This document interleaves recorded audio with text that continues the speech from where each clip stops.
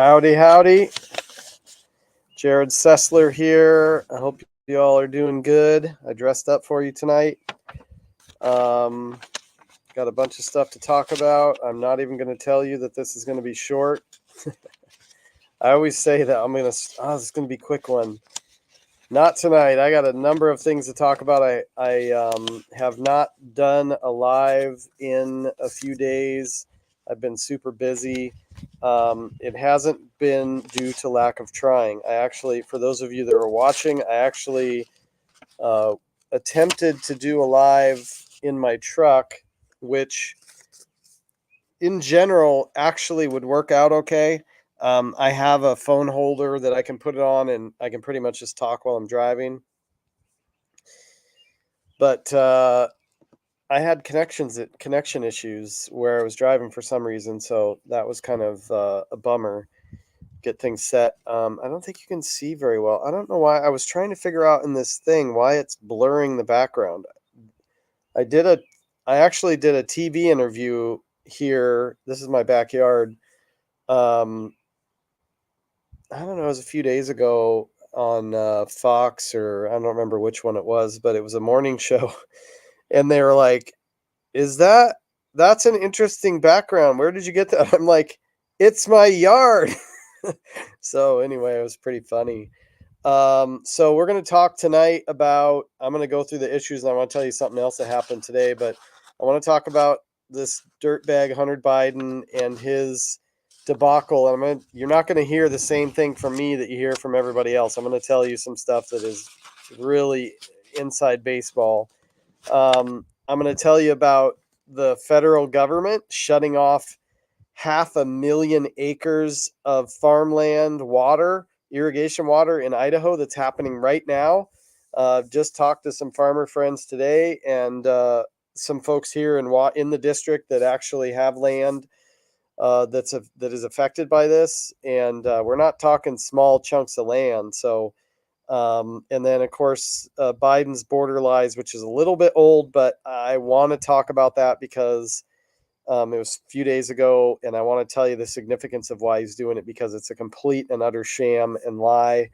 I need to flip over here and turn the chat thing on so that I can see if you guys ask questions.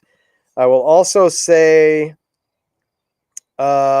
I just got a notice I use a software program that allows me to go live on Facebook, both my personal page and the campaign page, Instagram with some fiddling, YouTube and Twitter, and I think maybe LinkedIn too. I can't remember. But anyways, it just sent me a notice that said, oh, if you're on Facebook and you're trying to go live as of June 10th, you have to meet all these criteria. So if you're on Facebook and you're seeing this, then please make a comment and tell me if you're on the campaign page or if you're on my personal page, because both pages have to meet the criteria in order to be able to do live streams from there. So if you could just tell me what you see, that would be great.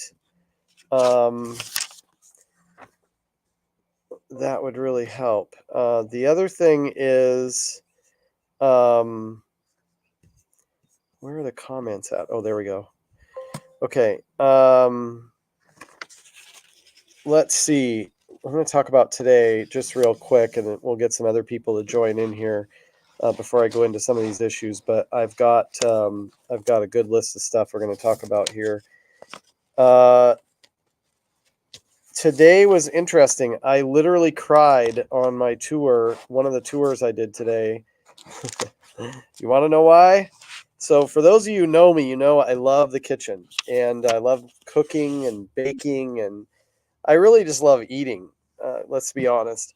But I am very good in the kitchen, and I love it. Yeah. So Texas Treat says he's on YouTube, and yeah, good. Chris is on the Facebook, so the campaign page. So hopefully, oh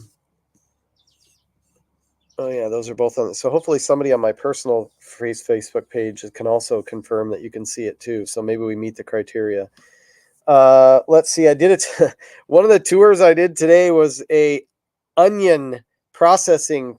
That's the largest onion processor in the country. They do 90 million pounds of onions a year. So red onions, which I love on salad, especially if you coarse chop them, they are amazing. You have to be careful though. You got to taste them. You got to try them because sometimes the red onions can be really strong. So and sometimes they can be pretty mild. So there's a wide flavor spectrum with onions, and I don't know what affects that, but it's probably the variety. But love red onions on a salad. Boy, those are amazing. And some big chunks. A friend of mine did some big chunks years ago in a salad, and I thought, oh boy, this is going to be interesting. And I really liked it. It was cool. And then obviously white onions and the yellow onions, which are similar to the Walla Walla sweets. I know the onion people will get on me for saying that. They're Walla Walla sweets are their own variety. They're wonderful. But they are restricted to only a growth area within near Walla Walla, which is not far from here, by the way.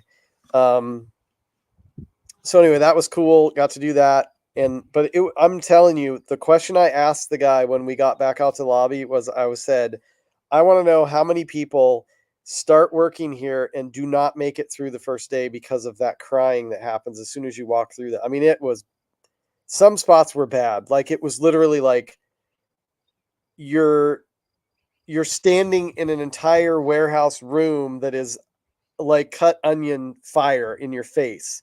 I mean, it was crazy. They have a ventilation system, but I don't know. I feel like it could have been better, maybe, but some spots. But I guess people just get used to it. I don't know how you get used to that, but maybe you just have to cut enough onions and somehow you get used to it. But anyways, so that was good.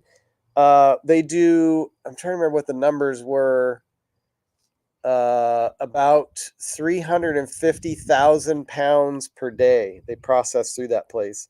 So most of your onion rings, a lot of your onions that go out for Chipotle and some other companies for their salsas and different things like that. It was very interesting and very helpful to understand that process and watch the technology. It's very similar to a lot of the technology they're using in the pack sheds for apples, that sort of thing. So the other thing, some big news personally, my oldest son Gabe won the Quincy Grand Prix in Quincy, Illinois this weekend. I'm very proud of him. Incredible race drivers, both my boys. Are onion tears good for your eyes, Nina? I still feel like my eye ducts are recovering. Um, I don't get extreme allergies, but during the springtime, my eyes do water, and sometimes I just kind of go like this just to kind of clear my eyes of the excess water that come through my tear ducts. But at least I know they're working, and I'm hydrated. So, but yeah, their chances are they might be good for your eyes. I don't know. Anyway, both my boys, Gabe and Jake, are excellent drivers.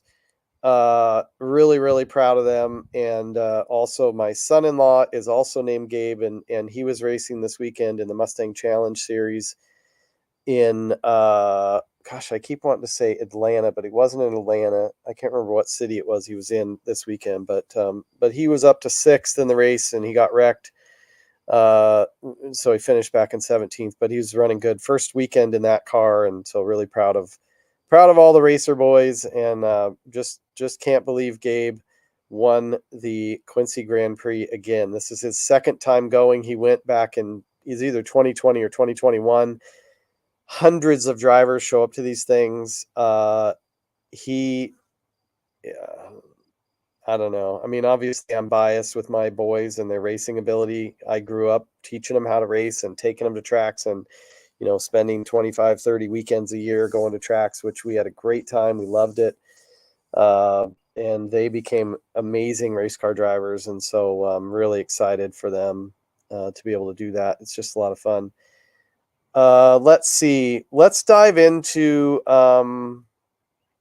let's start with Biden's border lies. We'll go with that first because it's the oldest. So last week, Biden put together a executive order where he basically said, we're going to limit illegals who want amnesty to 2,500 people per day. And we're going to authorize these services to make sure that we can, we can process these people effectively. And we're going to, sort of try to take some burdens off of other people, is very indiscriminate in terms of what that was and how it was actually going to work. I told you it was a lie from the first day. It has proven out already just within a few days. People are saying back exactly what I said when he first saw that. I don't know what this is. I mean, maybe this is obvious to everyone, but all of these things, they do it, and it's like, okay, this is why they're doing that, and it seems very obvious to me, but some people don't see it. The purpose why he's doing that is he wants to take executive branch dollars and he wants to fund more NGO work to be able to illegally support and import and offer amnesty and eventual citizenship, and certainly the right to vote, or the ability to vote, to millions and millions of invaders from 140 plus countries around the world that he sent this open invitation to, that are literally invading our country across the border right now. So what is the crux of this? He doesn't care about the border. He doesn't want to have a border. He wants you to think that he's now hard and firm on the border.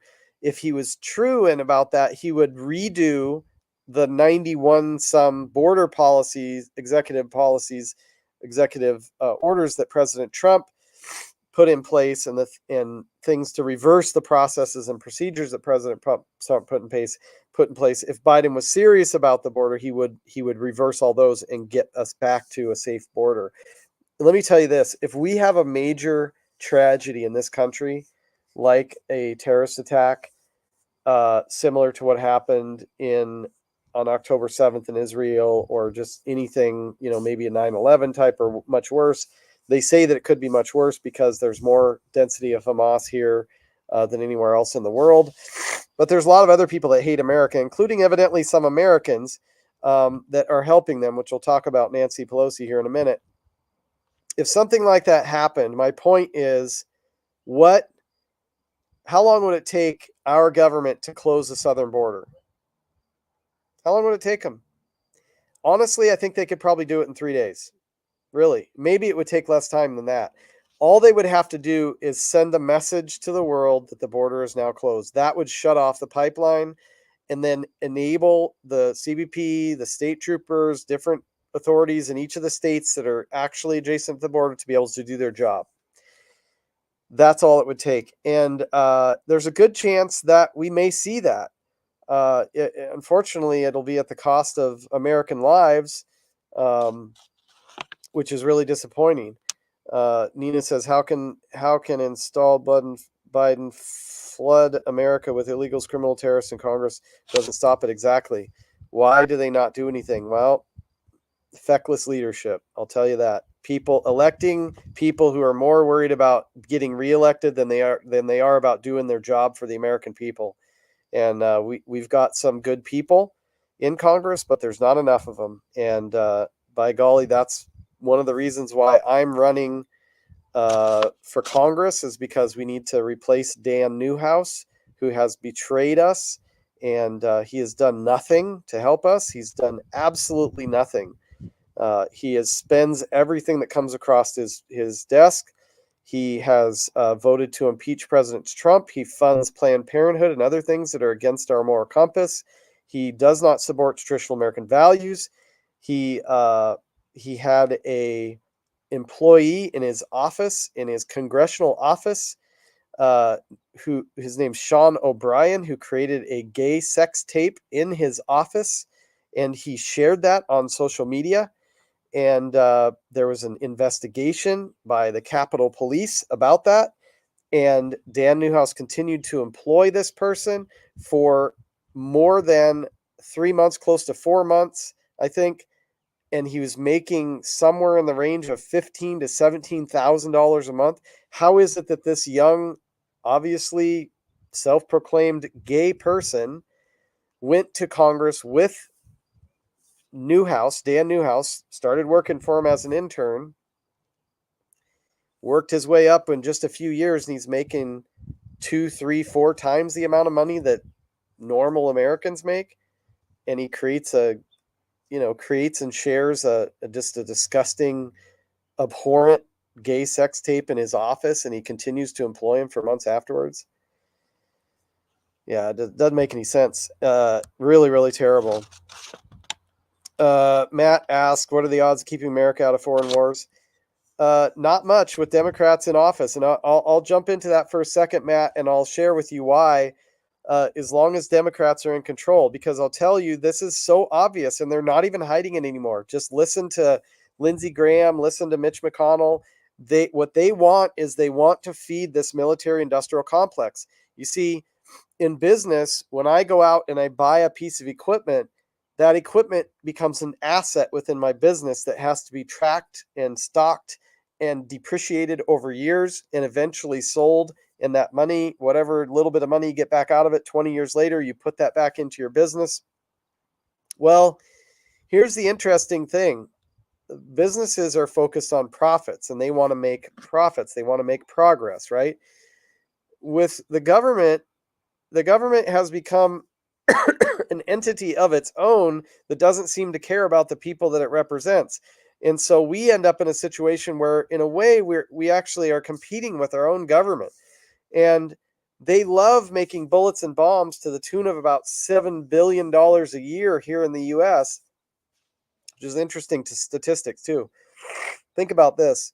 We send around $200 billion just to Ukraine. That doesn't include the billions of dollars we send to Israel, we send to every single ally country throughout the world because we buy all of our friends, billions upon billions of dollars, right?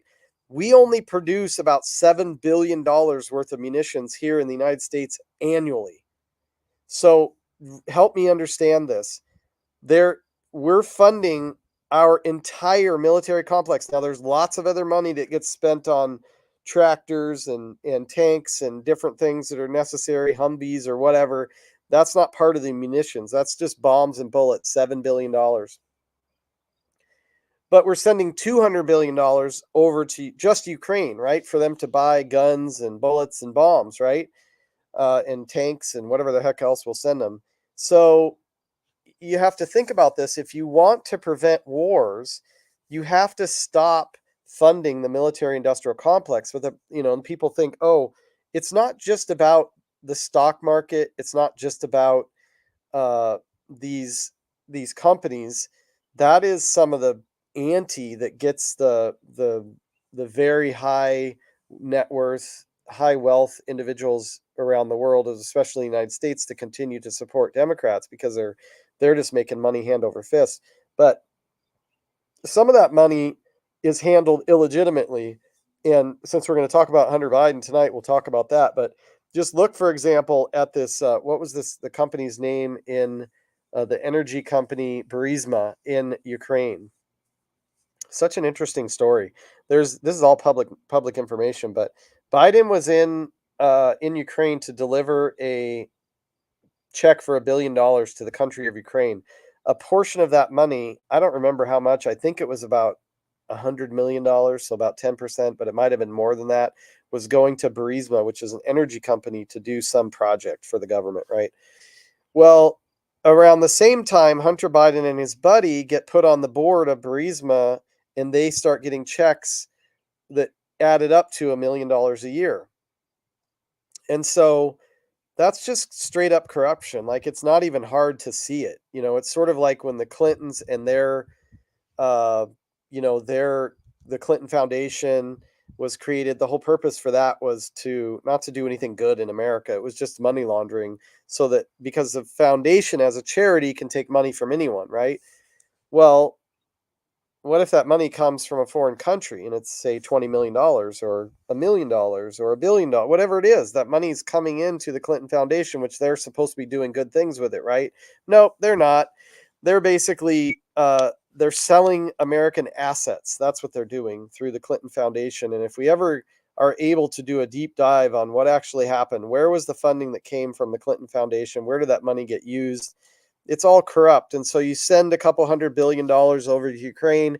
Some of it goes to this Burisma. Some of it gets funneled back through into Hunter Biden's pocket, which they knew it was traceable. But I guess they thought, well, if we put him on the board, he can be, sort of this expert. I don't know what he knows about energy. Sean Hannity says he knows nothing about energy. And I think his friend was interviewed who was also on there, said he basically knows nothing about energy. So that's what happens, Matt. If you want to stop wars, you have to elect people that are willing to stand up for this lunacy and to use the War Powers Act through Congress and stop letting the executive branch spend billions of dollars and send our troops and our sons and daughters into harm's way, which, by the way, they are in Ukraine right now.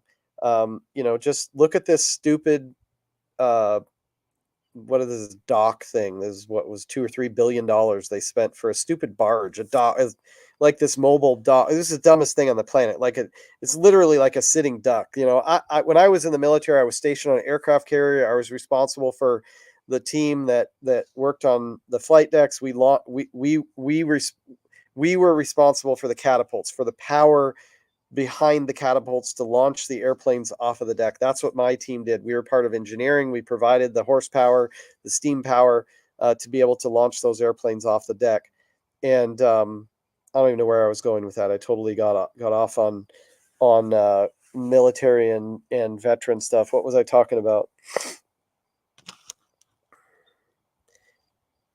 Matt says it seems lost in the establishment. DC politicians horrify voters, and yeah, it's crazy. So, gosh, what was I talking about? I lost my train of thought. I know I was kind of wrapping up that thing about wars, and just kind of going into that. But I was talking about that dock. So this was the funny thing. The aircraft carrier was part of a carrier group, right? We had, I think it was like 16 ships or something, and that included submarines. So they were around us. Like the carrier protected the carrier group, and the group protected and supplied the carrier and the rest of us. We had supply ships they would sail off and get fuel, and they'd sail off and get food and different things, and they'd come back. And then we also had a carrier group, ships around us, like that would provide cover for us. They would protect us, and we would protect them because we had airplanes that we could launch out, right? My point is, the carrier was a massive target because of its flight deck, right? It was just a big target, easy to hit. And so it needed protection, not just from our airplanes, but also from the carrier group. This dock is such a target. You would not want to put U.S. personnel on that dock. It's just a huge target. The thing's going to get hit so easily. It's terrible. It's dumb. It doesn't make any sense at all. Would you drive an aircraft carrier into that situation? No, you wouldn't. It's unusual for aircraft carriers to even go into the Mediterranean because it's so dangerous, because they lose maneuverability, and there's a small exit point. And if they want to try to get out, it's very easy for the enemy to set up at that exit point and to take it out, right? So this dock is just dumb. They spent, I think it was $2 or $3 billion on this dock. It failed.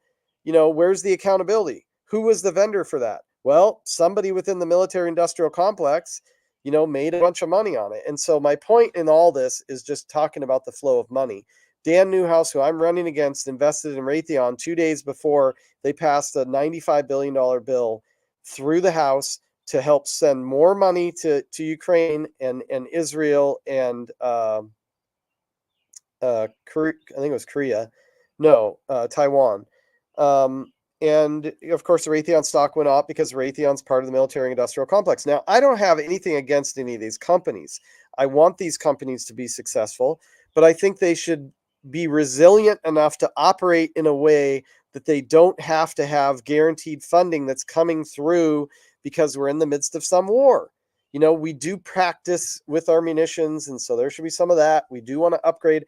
I would much rather we spent money upgrading our military supplies and our military technology without the wars and doing it legitimately than to do it in this covert way. And this covertness of this is what really bothers me, because it just heaps of corruption. It is just corrupt. That's what it is. It's just plain old corruption. I'm going to talk about this when I'm talking about the Biden crime family. But if you think the little amount of money, the 20, 30, $40 million of money that was siphoned and fed through the Biden crime family to each of their family members, they have evidence of 20 different shell companies, these like LLC type things that that they are running this money through and passing it off to their family, millions of dollars at a time. And of course, they didn't pay taxes on that income either.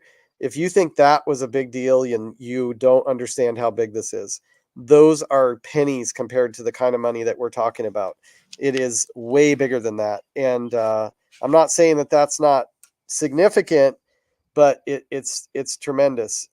So anyway, just to wrap up on the whole border thing, which is where this all got started, was I just want to be clear that Biden has no intention of shutting down the border.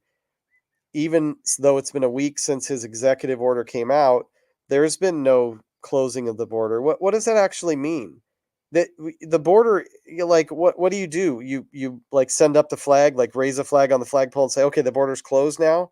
Like they have purposely not closed the border. They purposely stopped building the border that President Trump had built, that we would have completely had built if it wasn't for the total, complete anti-American dirtbag named Paul Ryan, who was our Speaker of the House the first 2 years that President Trump was in office, and he blocked every single thing that President Trump tried to do, including the border, which they could have done. So you know what Biden does?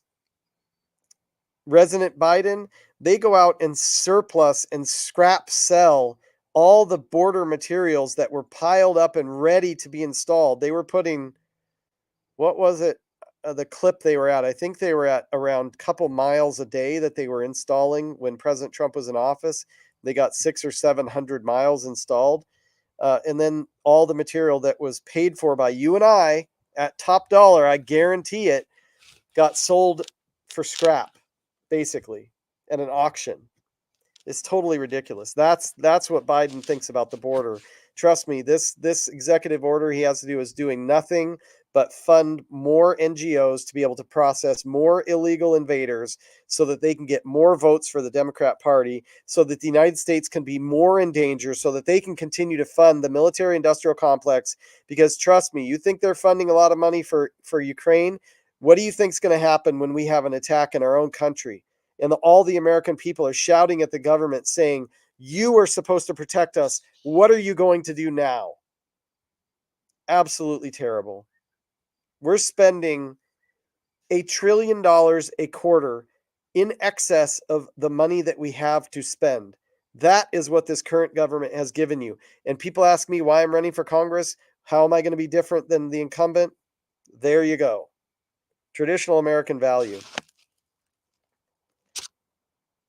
Yeah, how do you get, Nina just made a comment, how do you get hundreds of thousands of people coming across the border, at military age men? How, you see pictures of women, like what are they doing? It's crazy. And not only that, I see all these, and a little bit crass maybe, but you see all these Chinese men coming across the border. You realize that Chinese men can't get wives in China, right? China has been basically aborting and killing female babies or fetuses that are babies that are lives for decades. They have 3 times the amount of men there that they have women. A lot of these men coming from China are probably coming here because they want to marry your daughter. That's why they're coming. Oh my gosh, so crazy. Either that or they're sent by their country and they want to harm us or control us. I'll tell you the biggest threat. I'm not going to talk about it tonight, but I'm going to talk about the biggest threat on America, and literally nobody's talking about it. The next 3 to 5 years, this is going to be the threat. And I'll explain it to you in another show because it's too much to talk about here, and I don't want to spend too much time doing that. I'm already 30 minutes into this, and I got 2 more big issues I want to talk about. The next one, let's talk about Pelosi's lies. So, okay, this one is utterly laughable, and you can record this video. I'm telling you, this is going to come back at some point, someday. I will be proven right for saying this, okay? Pelosi is in a SUV with this fake panic with her daughter or daughter-in-law filming. So this is on January 6th, all right? Pelosi told her staff from her office not to come to work on January 6th. I know because I was there and I talked to one of her staff. I was standing on the lawn talking to her, and she said, "Yeah, we were told not to come in today." Wonder why?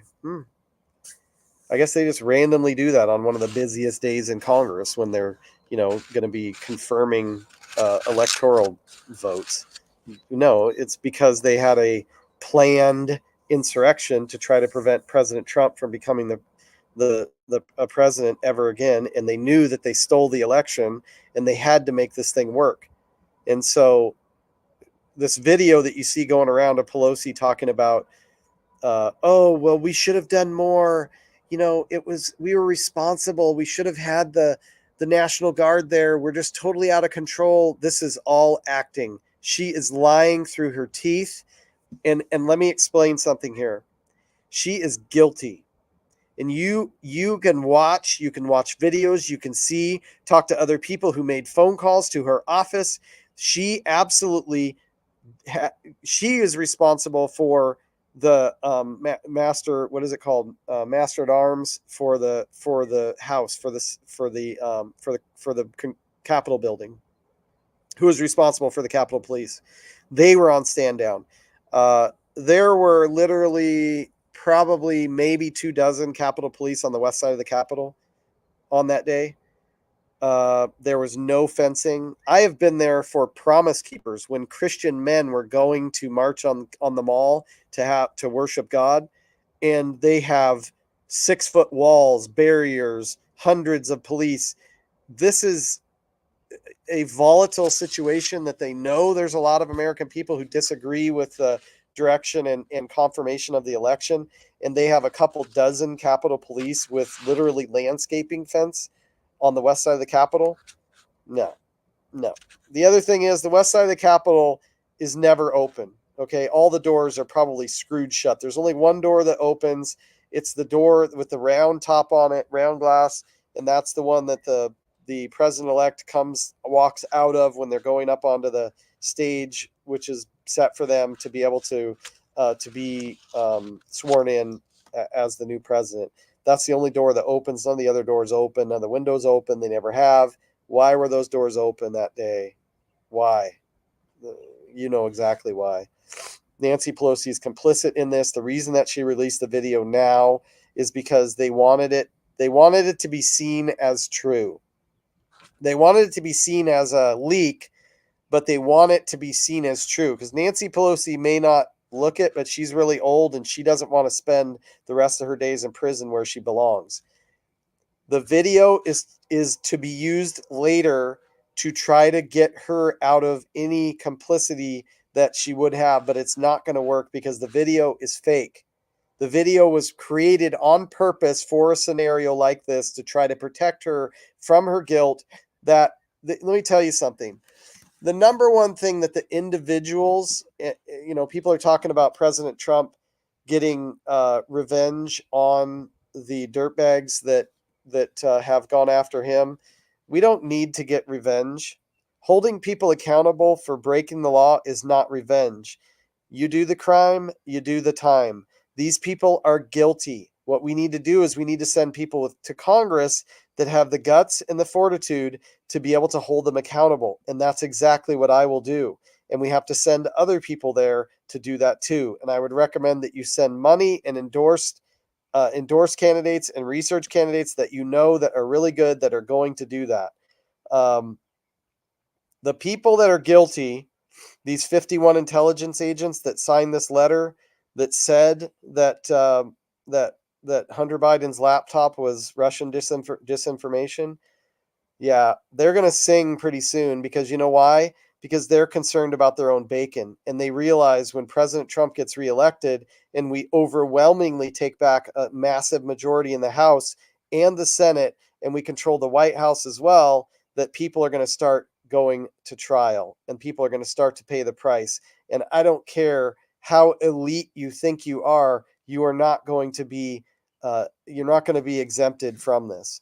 Ivan Raiklin has a great list of 350 deep state operatives. Kash Patel, in his book Government Gangsters, If you look at Appendix 2 in his book, he lists out the people that were complicit.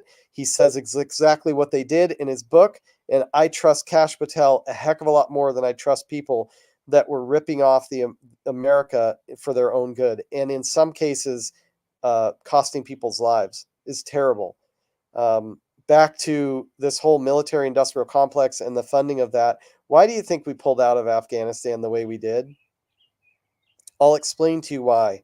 Because when you create trial and turmoil in other countries, especially in Arab nations, that raises up a generation of people that hate America and they hate Christians.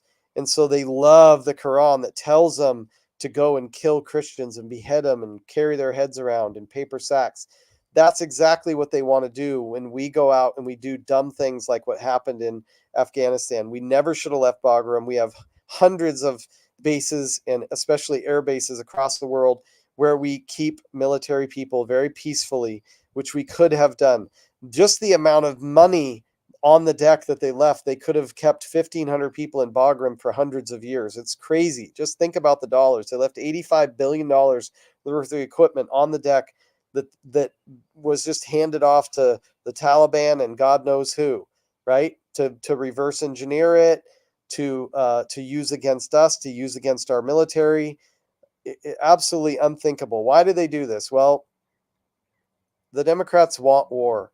They want us to fund the military industrial complex. They want conflict. They want America to be under threat because they know that will keep the money flowing. And it's just terrible. And that's just not what Republicans want. That's not what conservatives, most, would I say today, most Republicans, yeah, because a lot of people are waking up. And there are some weak, feckless, moronic, traitor Republicans out there for sure. I'm trying to unseat one of them. And the reality is there's also a lot of dumb people that are elected, even in Congress. There's some dumb people who just have no life experience. Joe Obama is one of them. I mean, he somehow spent 50 years on the government dole. It's just terrible. So anyway, that's my deal about Pelosi's lies. The videos that were just released of her in the SUV, it's a total lie. It's a setup. It is for her to use in court to defend herself when they try to say that she was complicit with January 6th. She's not going to get away with it. She was complicit with January 6th. The insiders know she was complicit. They've already testified to that fact. And this fake video to try to move the public opinion is not going to save her bacon. So that's my take on that. Okay, I need to bust through this. I really want to talk about the Idaho water shutoff situation because that's really important. I probably should have started with that. But let me just spend a couple minutes talking about Hunter Biden and his current smoke screen of a trial. So there's a couple reasons why they are trying Hunter Biden right now. Number one reason is they're trying to legitimize our judicial branch in the government. They're trying to make it look like to the American people like the judicial branch is fair. Like, see, oh yeah, they tried and they found Hunter Biden guilty of these gun crime laws, and they're gonna sentence him. So that tells people in their mind, oh well, maybe the trial against President Trump was also legitimate.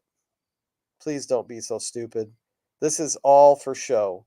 Okay, President Trump's entire trial, every single one of these 5 trials that have been, and more that have, some of them didn't even get any airtime, are all bogus. They are absolutely ridiculous. The one in New York that got the most play because they pushed it over the line with just some unscrupulous actions was about an accounting entry that was past the statute of limitations, but somehow, what's that, Piper? What's that, pups? Without they basically changed the law to change the statute of limitations so that they could prosecute Trump on a non-crime. Which, by the way, they didn't actually even identify what the crime was. They said that he made the accounting error, which, by the way, that wasn't his fingers or his hands that entered it. It was probably some CPA that was working for him, and then audited by another CPA firm to make sure that it was done right. it wasn't his hand that did it. So, and they're saying, oh, they did that entry because it was supporting another crime that could have been one of three crimes, but we're not sure which one it was because we can't prove any of them. And so we're going to convict him on that. It was not his hand. It was not his doing. It wasn't a crime. Even if it was past the statute of limitations. They could have tried him on it years ago, but they didn't because they knew there was no case. With Hunter Biden, they try him on this application where he, with his own hand, in his own fingers, in his own pen, put on an application to buy a gun that he wasn't a drug user, which he was. And so they've convicted him of that. The truth is, this is, if you were to make a list of the top 10 things that Hunter Biden has done illegally, this gun charge wouldn't even make the top 10.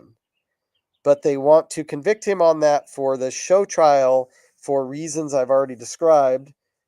They also want to associate President Trump with the dirtbag, which is Hunter Biden, who is a complete and utter disgrace to the American people, along with all of his family who's complicit in this Biden crime family and their money scheme. So think about this. There's a lot more money in play than what I mentioned, but think about the millions of dollars that has flowed into the Biden crime family that has been proven by James Comer, by Jim Jordan, and there's more of that coming out. They've got more evidence. They've got more access to more bank accounts. They can see more money. This is play money to these people. Okay, let me just tell you something. The country of, what was it? It was one of the countries in Africa. Oh boy, it'll come to me. Anyway, they met with Biden a few months ago in the White House, which, by the way, is an interesting that they hold this concert last night on the White House lawn that is nothing more than a campaign event that we pay for at our tax dollars. So crazy. Ugh, and disgusting. So still can't remember what the name of this country is in Africa. I'll look it up and see, but you could also look it up. Anyways, they're meeting with President Biden, Joe Obama, in the White House, and they're basically pushing this country that can't afford this really expensive. Now, I'm all for photovoltaic. I think solar power is excellent. There's a lot of options. It's good. There's application for all these different energy generation. I mean, even wind energy. Wind energy doesn't work in Washington, but it works in, say, Colorado. Just look at the wind reports.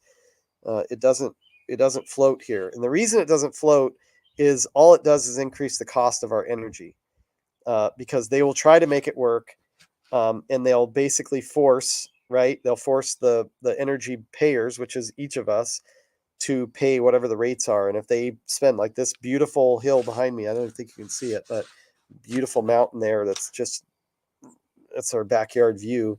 They want to put these 600-foot tall wind farms up there, and we just don't get enough wind here in Washington State. It doesn't make sense here. So, okay, back to this country in Africa that Biden was meeting with, and they're putting a new energy system in, and they're going to do all this photovoltaic. So they go meet with Biden in the White House, and then 3 days later, they sign a contract with China, company in China, to provide the photovoltaic. So doesn't that seem a little skeptic? Like, China sending money to the Biden crime family for we're not sure what, but somehow Biden brokers a deal for billions of dollars worth of photovoltaic that's going to come from China to go to this other country. Seems pretty convenient to me, and seems fairly obvious too. So, but back to Hunter, lots of other crimes they could have prosecuted him for. Hundreds of billions of dollars flowing into Ukraine. We've already got a history of Biden crime family influence in Ukraine. That seems kind of suspect.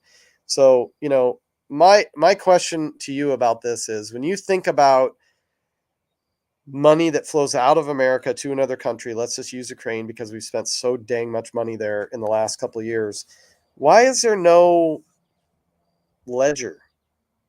Why is there no accountability? Why can we not have an accounting for that money? I mean, wouldn't that seem reasonable at a minimum? What did the money get spent on? Oh, $100 million went to, pay for their, you know, government employees benefit program to make sure that their retired government employees got pensions. True story. Furthermore, and I'm going to do this. I'm actually, my friend Thomas Massey in Congress has a name badge that has a running clock of the national debt, which I love. Maybe he'll let me use one of those. I can use it too. But what I want to do is I actually want to get a credit card, and I've already had somebody design one for me. But it's like a credit card, but it's a name badge. The problem is I don't want to put my name on it, which I'm not going to, but it is going to be a credit card for the US government. And my point with it is this: if we were going to send $100 to another country, let alone 100 million or 200 billion, why wouldn't we loan it to them? Why would we give it to them? That just makes no sense. I mean, call me small business American crazy, but I, in my own business, never went and got a line of credit from a bank and then took it to my friends or family or another freaking country and just gave it to them with no strings attached. You do realize that Ukraine is one of the most nutrient and mineral rich countries in the world. They could pay us back in crude. They could pay us back in fertilizer for our farmers. They could pay us back in minerals that we could use to build things and to manufacture things here in America again. Uh, Crazy, right? I forgot to say something earlier. So that's my rant about Hunter Biden. The guy's a dirtbag. Okay, let me I'll wrap up with one other thing about Hunter Biden before, but I wanted to say something about manufacturing, and it ties into my onion plant and potato plant tour that I did today. I love the fact that we're seeing more activity where we have agricultural products that were grown here in Washington State and they're actually processed into a usable product here as well. That is a huge win for us. It brings a ton of revenue here. And it also makes us more self-sufficient. And it kind of plays into my prepper thinking because I want us to be able to take the things that are out of the field and to be able to process them locally into something that we can use to survive. Now, I think it's great that we get contracts and these companies set up contracts and they use the Washington State ag products to be able to go to market. But I love to see that those things happen right here in our district and they're local.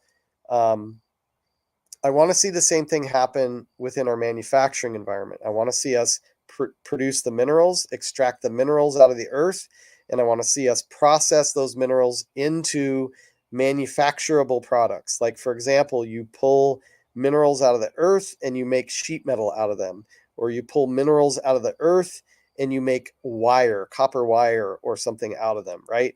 I want to see us do more of that here in America. And from a strategic security safety standpoint, we've got to do more of that here in America. And it's both great for food security as well as manufacturing. We've got to be able to build everything we need right here in America, and we cannot rely on foreign relationships in order to make that happen. It's just the way it is. We've got to see that, and I'm very thankful that we're doing more of that. And that's why my point back was to the tour I did. I did an onion processing plant tour today, which we literally cried in. It was crazy. And I was just very excited about seeing that happening right here in the district. But let me just wrap up Hunter's thing in terms of what's going to happen. Okay, we've got, let's see, we're basically, we're 6 months-ish from President Trump being sworn in.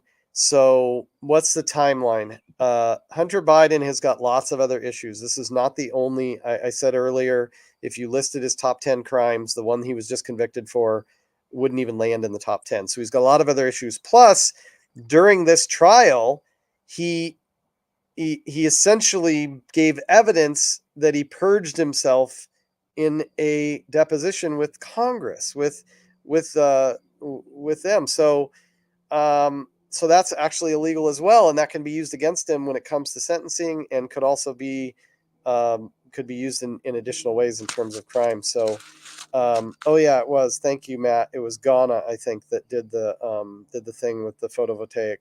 I don't think it was Tanzania. I would have remembered that. I'm pretty sure it was Ghana. Yeah. Oh yeah, the warships. Texas Street Act mentions the warships off of the coast of Florida. Those are Russian. Yeah. Yeah, you think, yeah, I'm telling you, I'm not a fan of Putin, but America, in terms of our leadership, and Joe Obama, in terms of what they're doing, they want to stir up trouble. They love to spend money. There's nothing that gets the American people more riled up to spend money than war when they feel threatened. And so, Russia is flexing their muscles here. That's the reason why the warships, they're practicing war games. Well, you know what? Good for them. I don't like to see America put at risk, but this entire administration has done nothing but put America at risk. We are putting our weapons, including nuclear weapons, basically on the border of Russia, and we're threatening Russia. We are fully supporting Ukraine. We're giving Ukraine the bombs they need to send into Russia to kill their people. And you think that Russia is not going to retaliate in some way against America? I mean, honestly, we're very lucky so far that Russia hasn't gone nuclear, that they haven't done more. They're incredibly wealthy as a result of this Joe Obama's energy uh, rules. I mean, trust me, they're pumping oil over in the Middle East like crazy, and here we are sitting on thousands of years of oil reserves that's going to start oozing itself out of the ground if we don't start using it. And these stupid people are still talking about fossil fuel, which is just a marketing term. It's a lie. So yeah, it's very scary to see that. It's no less scary than seeing the southern border and the threats that we face there. So in terms of what happens with Hunter Biden, we have about 6 months.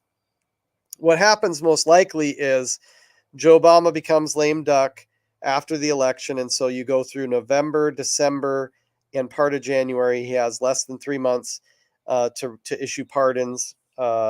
They will try to. They are already trying to do pardons that are basically covering people for what they might be uh, charged for in the future.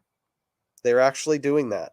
And that's some of what they will try to do, and they will try to do it on the guys that, well, President Trump is going to come in and he's going to seek revenge. It's like, no, that's not how it works. These people actually committed crimes. President Trump did not.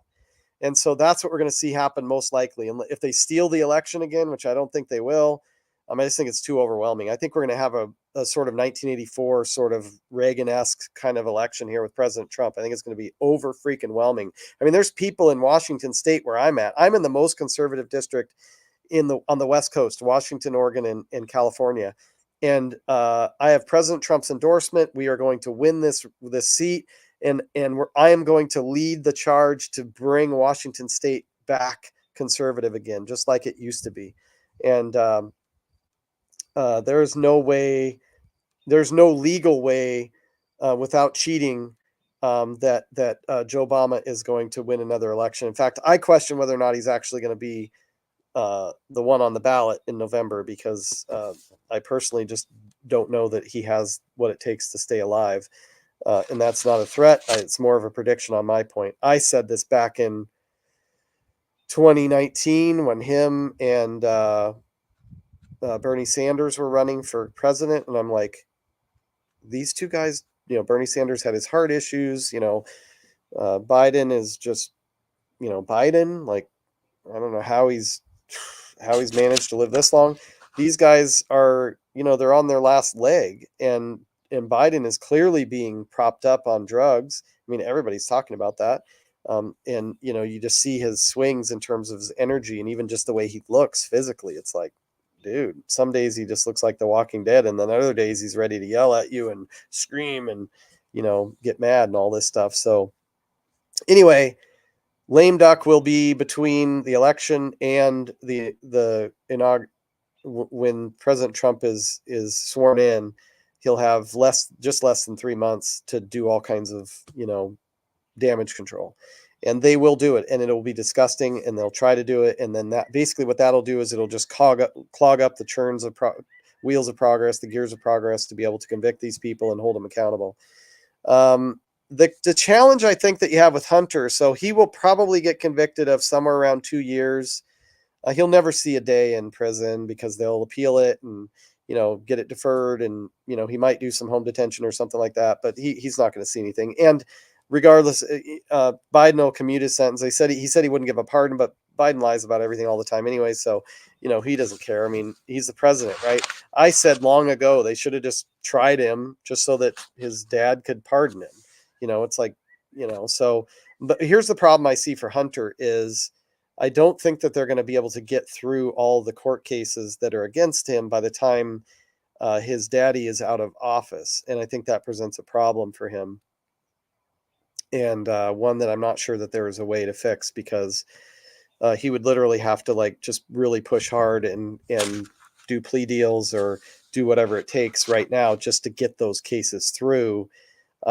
Because there is the Fifth Amendment has a double jeopardy clause, so you can't be tried for something that you've been tried for before. But there just isn't enough time to get through the courts with these cases in that time. Now, if they do try to do that, then you're going to see these cases go really quickly, kind of like this one did.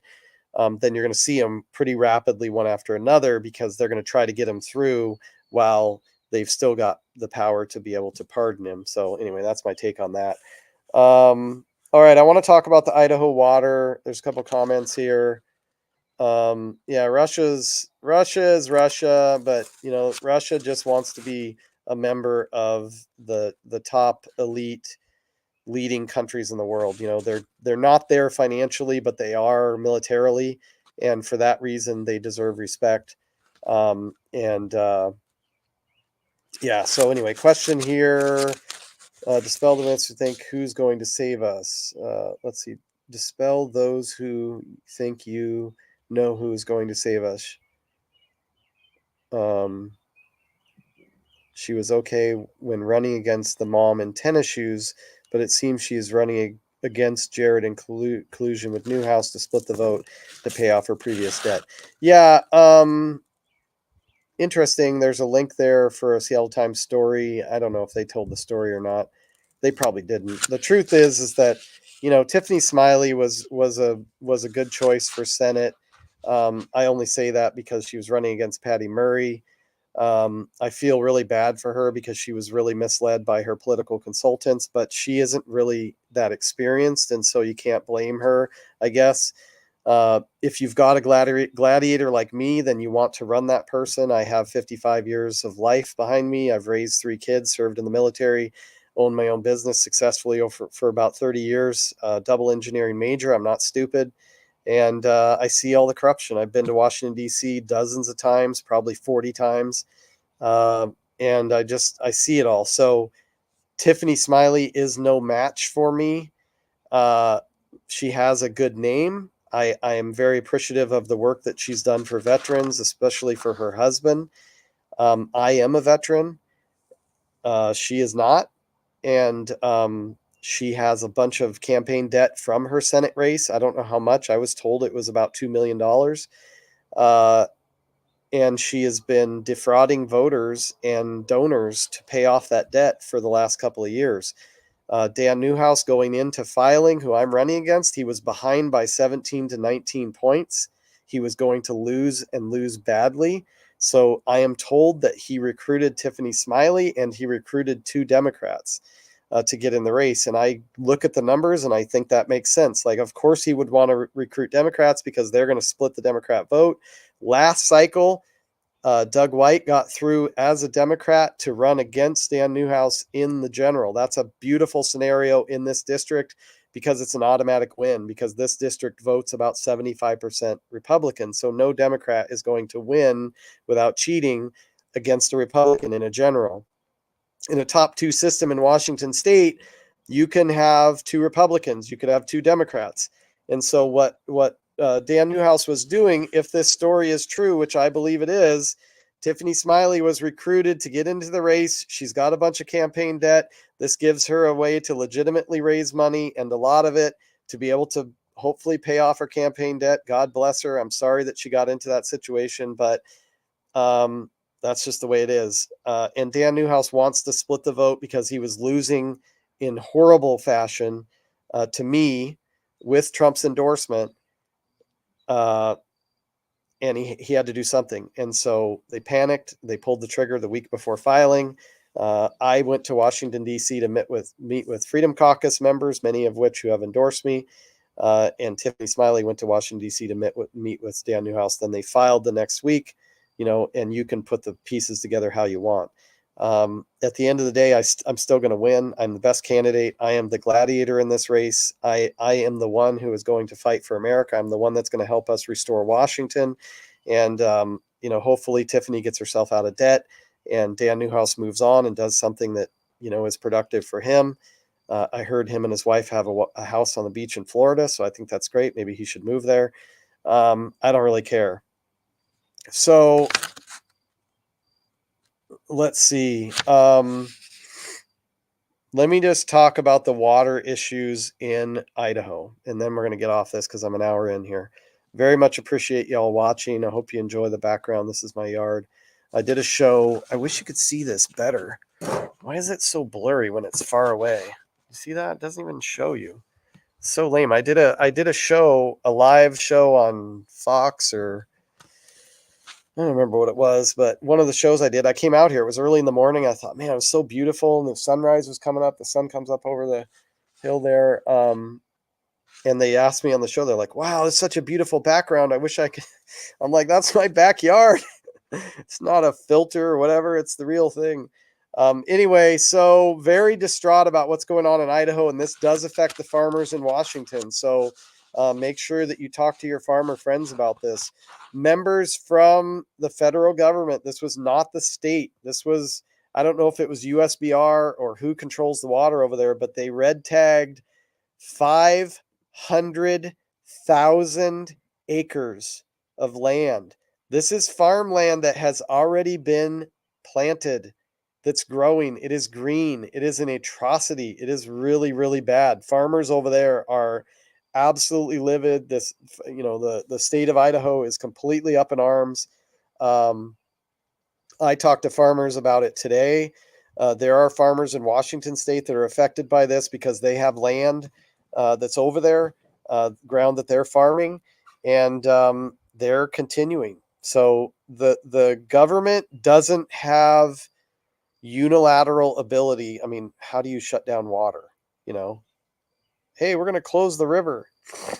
It still needs to flow. And so basically the farmers are, at least the ones I talk to, are continuing to water.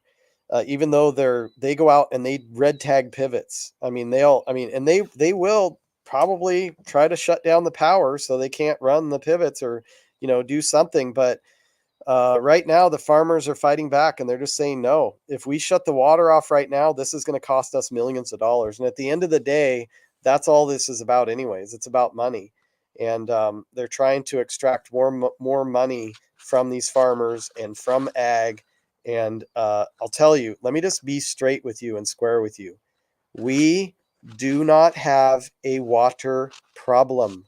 We do not have a water shortage. Let me clarify. We do not have a water shortage. We have a water regulation problem. That is what our problem is. Okay, so think about this. 2/3 of the planet is water, right? It's covered in water, and it's very deep.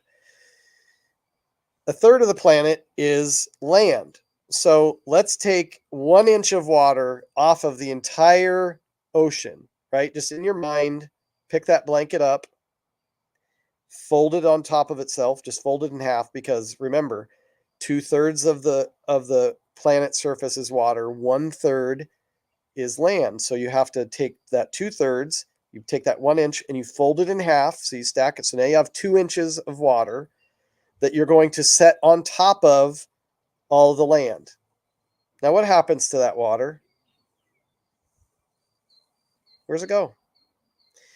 Well, it goes 2 places. 1, it goes in the ground, and 2, it goes back up in the air because it gets evaporated with the sunshine.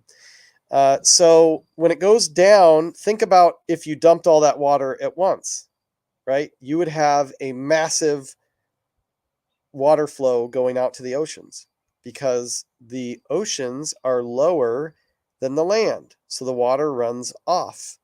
into the oceans. This is so basic. I'm not saying, trust me, I'm not trying to make you feel, I'm just trying to give you some perspective, right? These people that say we have a water shortage problem are loony. They're literally loony, wacko, crazy, dumb, have not thought through this, listening to people who have no idea what they're talking about. It's absolutely crazy. So we have no problem in terms of shortage of water. We have a regulation problem in terms of how people are using the water. And we have really crazy people who think that we should shut down our hydro dams that are generating a tremendous amount of energy for us. That's one of the cheapest forms of energy known, which, by the way, when they want to put in these big wind farms, those wind farms cost millions of dollars. And then what happens is the energy costs are regulated, right? So here in Washington State, we have a big project literally on these hills right behind us. They want to put in a bunch of wind energy. And so they spend, let's say they spend $50 million. I don't know how much the project is, but it's probably more than that. It's probably like $500 million, who knows, to put in these massive 600-foot tall wind energy generators. So let's just say that for the amount of energy it takes to run your, I don't know, run your hot water tank for a day costs you $3. I don't know what it is, but let's just say it's $3 going through the dams or through a nuclear energy generator, which are amazing. Nuclear is the cleanest form of energy known to man, because all the waste is captured 100%. There's none of it goes out into the environment. So how much is that same energy output, heating your water for one day, going to cost you through one of these wind farms? A lot more. Well, how does that get paid for? Well, it's regulated. So the energy generation cost goes to the PUDs. The PUDs say to the state, like, hey, we get this much power from Bonneville. We get this much power through our dams. We get this much power through whatever nuclear source or whatever. In Washington State here, about 60% of our energy is generated through the dams, which is very inexpensive. We've already built them and they're not running at capacity. We don't really want them to run at capacity because we want them to be throttleable. Okay, so we do want to put in other forms of energy. I'm just a big fan of nuclear. I think that we should, run fast towards micronuclear. I think it's an amazing form of energy. These wind farms only and always increase our cost of energy. Okay, so somebody has to pay for that. Those wind farms that go up, and so when the PUDs get hit with a big bill, and they say, "Oh, usually we pay $3 for the amount of energy it takes to heat your hot water for a day." Well, now it's going to cost you $13 or $33 off of this wind farm. So guess what happens to your bill? Energy bill goes way up for you and I, the residents, and we have no control over it. It's all regulated. That's the problem with regulation. There's no free market in it. And so, anyway, that's a huge problem for them. The issue with the water over in Idaho, they're not going to stop this. In fact, I will argue that some of the farmers that are pushing back, that have farm ground in Washington and Idaho, may actually attract the attention of some of those federal regulators to come over here to Washington and try to do the same thing, possibly even this growing season. It would be terrible. We have, the majority of Eastern Washington is potential farmland. A lot of it is farmland. We have the Columbia Basin Project, which most people don't understand, was a man-made dam. The Grand Coulee Dam was constructed as a power generating dam, but also an irrigation project for Eastern Washington. The Columbia Basin, which was basically an arid, dry, land that couldn't grow anything. And so their goal was to irrigate about 1.1 million acres. So far to date, they've only irrigated about 680,000 acres. And so they're less than 2/3 of the way through the project, but we're almost 80 years in. I think we're about 77 years in. And the last project they did only added 10,000 acres, and it cost over $30 million. That is utterly ridiculous, because guess who pays for that? That means the water becomes more expensive and the farmers have to pay for it. We have families in the eastern Columbia Basin project area that are drilling up to a mile straight down in order to get water. And then they're paying diesel costs and engine costs and pump costs in order to pump that water up so that they can farm their ground. They started drilling 100 feet, 200 feet, 70 plus years ago when their family was promised water, and we haven't gotten to them yet.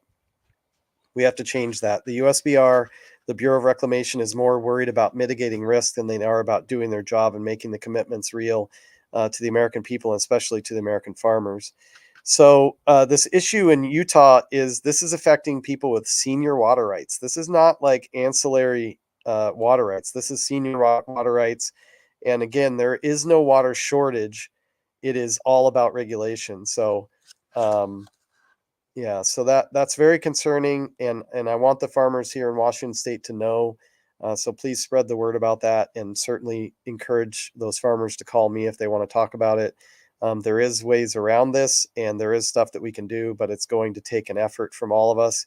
And I'll be happy to talk to any farmers that are interested in having my help to make sure that we don't succumb to this. So. Yeah, I totally agree with you, Texas Treat, about congressmen needing to vote or should vote for things that the people want instead of the uniparty. And if it wasn't for the uniparty, then people like me wouldn't have to run for Congress. I guess the problem is that we've got too many people that are uniparty like selfish thinkers that go to Congress instead of just regular good old people that want to help see traditional American values. I mean, I'm old enough that I have less days ahead than I have behind me, and I want my kids are 19, 21, and 23, and I want to see them have great lives. I want to see my grandkids have great lives, and I want to see the American people be able to live the American dream. I want to see us have a immigration policy that allows the best in the world to come to America so that America can continue to be dominant. Why do I want America to be dominant? Number one, because it's my team. Okay. Number two, because when America is strong, the world is a safer place, and we've proven that for centuries now, and we have to continue to defend that. So that's another reason why I want America to be strong and full of integrity. So anyway, let me end with this, because we did talk about the dams. I did a live debate, and please, if you're watching this, make a donation to my campaign. Even if you've never donated to anybody before, please go in. The link is down below. And if you're on YouTube, like this. I'm shadow banned on Facebook, on Twitter, and on YouTube. We tried to place ads on Facebook just last week. They still wouldn't let us. They haven't let us in 3.5 years. Why? Because I spoke out against the COVID debacle on Facebook. So I got shadow banned. I still have my account. They just don't allow people to use it. They don't allow us to place ads. They put us in these endless loops. Twitter, same thing. It was a different scenario there. I was gang reported for a comment I made that was a benign comment about a case that I didn't agree with. It was a case where somebody was defending themselves against somebody else attacking them. And I basically just said, like, this was a wrong verdict. They had the right to use in this case, they were using their vehicle to defend themselves because somebody was pointing a gun at them. And so I'm shadow banned on Twitter and on YouTube. They didn't like some of my comments about January 6th. I was in DC on January 6th, so that also earns me lots of demerits. And so I definitely need your help. If you think that I would do good in Congress, it also is very encouraging for me when I look at the stats every single week to see what our donations are. And I don't care if it's, $20 or $100 or $10,000. Our max donation per person is $14,500. So if you're super wealthy, get together with your spouse, you can send $14,500 per person. And I would be incredibly grateful for it. Let me give you an example of why you should do that. And this is just one of many. Trust me, I've got dozens. I have been working. I have an entire document that shows all of the different things that we could do from a bill standpoint in Congress to be able to help restore America. This mess with President Trump getting convicted, which, by the way, he's not actually a convicted felon yet, because he isn't technically a felon until the judge writes the order. The judge hasn't written the order yet, so he's technically not a felon. So just saying. I'm glad that he got so much money for his campaign. So I have a document that's got all kinds of things that I want to do I've got the relationships. I've got the endorsements from a lot of people that are seatmates to Dan Newhouse, who I'm trying to unseat. I did a debate with Dan Newhouse on January 4th this year. 20 days later, January 24th, his office released what they called the Dam Act. During the debate on January 4th, there was a question about how do we protect the dams. Now, mind you, our current Congressman, Dan Newhouse, the Uniparty member, has had 10 years and has done nothing but talk about repairing or protecting the dams. I come into a debate with him. He takes my answer to that question, and 20 days later, his staff puts it out as his idea. So I would just ask you this. Are you willing to support someone that has an idea that's good enough that a current congressman is willing to steal that idea and put it out as a bill? And do you think that that's the only idea that I can come up with when in Congress? It's not. So please, I know there's lots of people begging for money right now across the country because there's lots of great candidates and lots of great campaigns. I'm endorsed by President Trump. I've already been vetted. I've been investigated up one side and down the other. There is no dirt on me. Any rumors that are out there are easily dispelled. It's all a lie. I'm just a regular guy who's raised 3 kids, who's been married for almost 30 years, 28 years this year, to a beautiful wife who's, come up through a difficult childhood and built a life, gone to college, served in the military, built businesses, and been reasonably successful. And I want to continue to serve America now in Congress, just as fervently as I served America when I served on the USS Constellation. So anyway, I'm going to wrap it up there. God bless you all. Thank you. I told you it wasn't going to be short, but thank you for your participation and for your comments and your posts. Please like and subscribe, whatever channel you're on. Please save this and message me if you have ideas or questions about other stuff that you want me to talk about in the future. There is one big thing that I will talk about probably in the next week, and that's the biggest threat to our absolute existence here as Americans, and it's something that nobody is talking about in that way. So God bless you and have a good night.